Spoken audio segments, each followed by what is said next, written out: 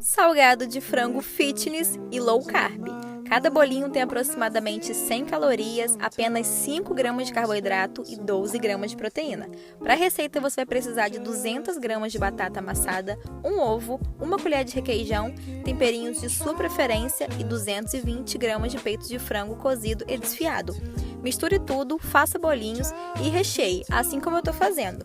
Lembrando que lá no app vizinho tem essas e outras receitas de baixa caloria para você incluir na sua dieta, comer coisa gostosa e não passar fome. Depois dos bolinhos prontos, leve para assar no forno ou na airfry por aproximadamente 20 minutos a 200 graus. E é delicioso, tá pronto!